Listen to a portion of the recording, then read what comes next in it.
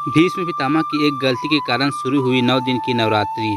क्या आप जानते हैं कि नवरात्रि के 9 दिन मनाने के पीछे केवल माँ दुर्गा का व्रत नहीं, बल्कि महाभारत के सबसे बड़े योद्धा भीष्म पितामह की एक गलती भी जिम्मेदार है।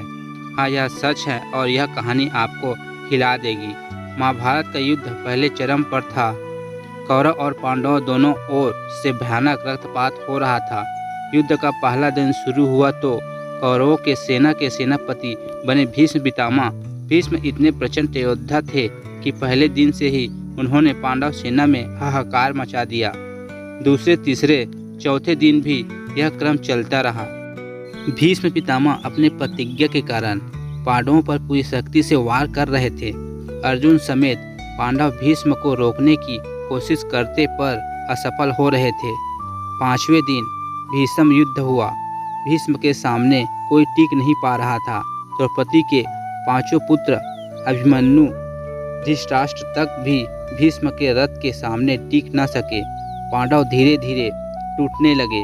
युधिष्ठिर अत्यंत दुखी हुए। उन्होंने कृष्ण से कहा, मधुसूदन, जब तक भीष्म पितामह युद्ध में हैं, हम जीत नहीं सकते। हमारे वीर योद्धा प्रतिदिन मारे जा रहे हैं, कोई उपाय बताइए।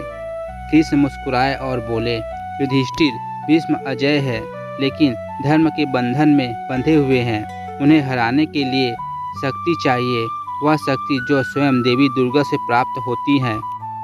कृष्ण ने युधिष्ठिर को बताया कि विजय पाने के लिए शक्ति की उपासना करनी होगी। युधिष्ठिर ने कृष्ण से पूजा का विधान पूछा। कृष्ण बोले, विजय प्राप्त करने के लिए तुम्हें 9 दिनों तक माँ दुर्गा की साधना करनी होगी, तभी तुम्हें वह शक्ति मिलेगी जिससे भीष्म को हराया जा सकेगा। तभी से पांडवों ने युद्ध भूमि में ही माँ दुर्गा की उपासना शुरू कर दी। 9 दिन की कठोर तप के बाद देवी प्रकट हुई और आशीर्वाद दिया, हे पांडव, अब विजय तुम्हारी होगी। कहते हैं कि इस साधना से ही नवरात्रि के 9 दिन पूजन की परंपरा की शुरुआत हुई। 9वीं के दिन पांडवों को विजय का आशीर्वाद मिला और उसी दिन कृष्ण ने युधिष्ठिर को भीष्म को परास्त करने का तरीका बताया। लेकिन यह भीष्म पितामह की वही गलती थी कि उन्होंने पांडवों पर अपनी पूरी शक्ति का प्रयोग किया और युद्ध को अनावश्यक रूप से लंबा खींचा। पांडवों ने माँ दुर्गा की 9 दिन तक साधना की और विजय का आशीर्वाद पाया। लेकिन कहानी यही खत्म नहीं होती। असली मोड़ तब आया जब अर्जुन को अपने सबसे प्रिय पितामह पर बाण चलाने पड़े। 10वें दिन युद्ध का दृश्य कुछ अलग था। अर्जुन के मन में द्वंद्व था। सामने खड़े थे भीष्म पितामह, वो जिनकी गोद में बचपन बीता, जिसके चरणों में शिक्षा ली। उन्होंने पांडवों की रक्षा के लिए हमेशा वचन दिया। परंतु अब कृष्ण ने अर्जुन से कहा, पार्थ, यदि आज तुम भीष्म को नहीं रोकते तो कौरवों की विजय निश्चित है। धर्म की रक्षा के लिए तुम्हें यह करना ही होगा। अर्जुन ने कांपते हाथों से डांडी उठाया। भीष्म मुस्कुराए और बोले, पार्थ, संकोच मत करो, यह धर्म का युद्ध है। मैं स्वयं चाहता हूँ कि तुम मुझे परास्त करो। कृष्ण के संकेत पर अर्जुन ने बाणों की ऐसी वर्षा की कि पूरा युद्ध भूमि थम गई। सैकड़ों बाण एक साथ चले और भीष्म पितामह भूमि पर गिर पड़े। उसका शरीर बाणों से छल्ली हो गया, मानो बाणों की सैया बन गई हो। कौरव पांडव सभी योद्धा दौड़कर भीष्म के पास पहुँचे। यह दृश्य देखकर सबकी आंखों में आंसू आ गए। भीष्म बोले, हे पांडवों, यह मेरा सौभाग्य है कि मैं तुम्हारे हाथों परास्त हुआ। यह मेरी गलती थी कि मैंने दुर्योधन के पक्ष में पूर्ण शक्ति से युद्ध किया।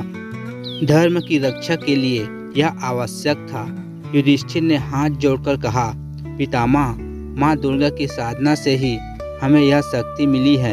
यदि आपने हमें यह अवसर न दिया होता तो हम विजय प्राप्त न कर पाते। भीष्म मुस्कुराए और बोले, इसलिए हे युधिष्ठिर, इस शक्ति साधना को हर वर्ष करो। इस 9 दिनों में देवी की आराधना करो ताकि धर्म सदैव सुरक्षित रहे।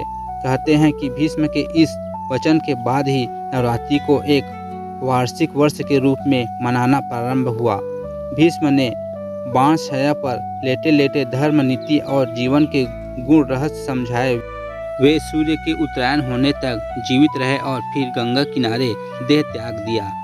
उनकी यह अंतिम सीख थी, जो धर्म के मार्ग पर चलेगा उसे माँ दुर्गा का आशीर्वाद हमेशा मिलेगा। नवरात्रि के 9 दिन शक्ति और संयम का प्रतीक है। इन्हें केवल उत्सव नहीं, साधना की तरह मानना चाहिए। तभी से नवरात्रि के 9 दिन मनाने की परंपरा शुरू हुई। यह केवल देवी का पर्व नहीं बल्कि उस बलिदान की याद भी है जिसमें भीष्म पितामह ने धर्म की विजय के लिए स्वयं को समर्पित कर दिया। अगर वीडियो पसंद आए तो लाइक, शेयर और चैनल को सब्सक्राइब करना न भूलें। धन्यवाद।